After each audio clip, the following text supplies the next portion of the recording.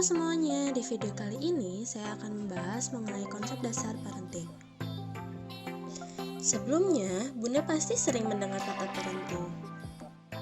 Tapi, Bunda sudah tahu belum sih pengertian sebenarnya kata parenting? Kata parenting berasal dari kata bahasa Inggris yaitu parent, yang berarti orang tua. Sedangkan parenting sendiri adalah proses mengarahkan anak yang belum dewasa. Dalam Kamus Bahasa Indonesia, istilah parenting dikenal dengan pengasuhan yang kata dasarnya adalah asuh, yang memiliki arti menjaga, merawat, dan mendidik.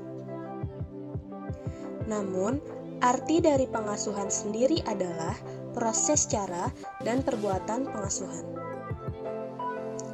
Menurut Burns, dalam bukunya yang berjudul Child, Family, School, Community, Socialization, and Support, pengasuhan merupakan sebuah interaksi yang berlangsung terus-menerus dan memengaruhi bukan saja bagi anak, tetapi juga untuk orang tua. Dengan kata lain, pengasuhan merupakan sebuah proses dari bentuk aksi dan interaksi orang tua untuk mendukung perkembangan sang anak.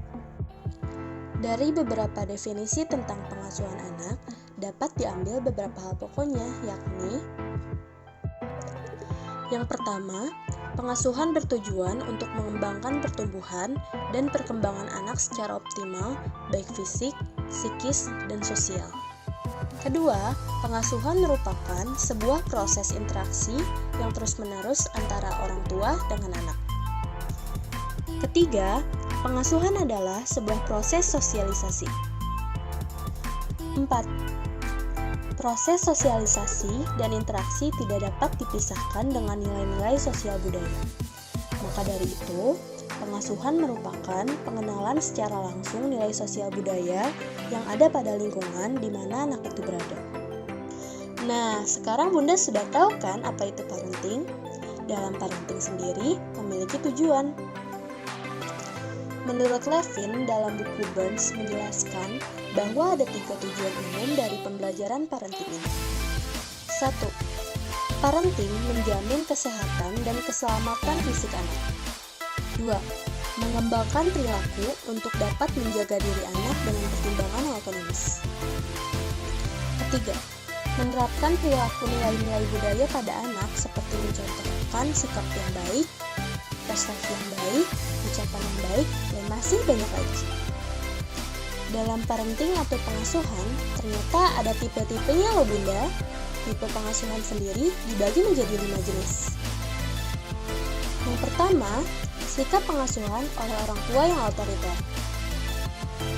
Dalam pengasuhan ini, biasanya perintah atau komando dipegang secara penuh oleh orang tua. Pengambilan keputusan pun penuh dipegang orang tua tanpa pendapat anak. Biasanya, anak yang diasuh oleh tipe pengasuhan ini cenderung berkembang menjadi anak yang penakut loh Bunda, tidak memiliki rasa percaya diri, merasa diri tidak dihargai oleh orang lain, dan akan sulit untuk bersosialisasi dengan lingkungan sekitarnya. Kedua, sikap pengasuhan orang tua yang permisif. Sikap permisif sangat berbanding terbalik dari sikap otoriter. Orang tua yang memiliki sikap ini cenderung memberi kebebasan anak untuk memilih dan membuat keputusan sendiri. Tidak ada pelarangan dan anak cenderung selalu dimanjakan. Hal ini akan berdampak pada perkembangan anak yang cenderung akan ketergantungan oleh orang lain dan biasanya memiliki sikap egois yang tinggi karena tidak pernah dilarang. Hal ini akan menjadi kesulitan sendiri pada sang anak pada saat bersosialisasi dengan teman-temannya. Ketiga, sikap orang tua yang suka membanding-bandingkan. Hayo Bunda, siapa yang di sini masih ada yang membanding-bandingkan anaknya? Kita harap sudah tidak ada ya, karena ternyata membanding-bandingkan anak dengan anak yang lain tidak baik loh. Karena hal ini akan sangat berpengaruh pada mental anak yang akan kurang percaya diri dan menimbulkan persaingan tidak sehat antar anak.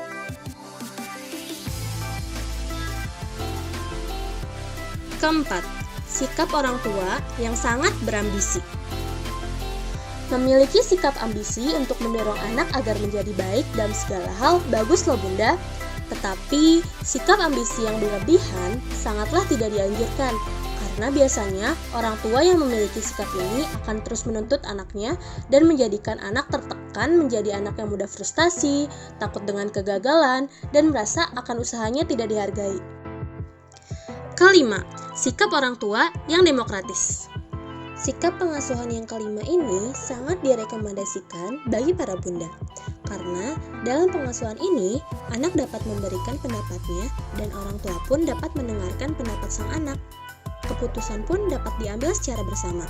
Kondisi pengasuhan seperti ini akan menimbulkan keseimbangan antara perkembangan individu dan sosial, sehingga anak akan memperoleh suatu kondisi mental yang sehat dan dapat menghargai pendapat orang lain pada saat di lingkungan sosialnya.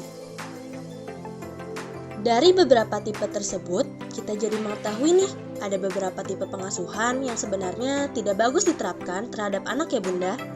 Untuk menunjang tipe pengasuhan, ternyata terdapat aspek penting loh yang harus bunda lakukan dan ketahui.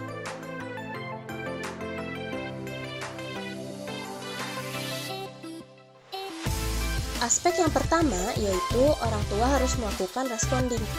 Responding adalah menanggapi anak secara tepat, yang dimana ayah atau bunda harus menanggapi anak dengan respon yang tepat meminimalisir kesalahan berulang terjadi. Yang kedua, melakukan monitoring. Monitoring adalah mengawasi anak dengan lingkungan sosialnya. Ketiga, melakukan mentoring.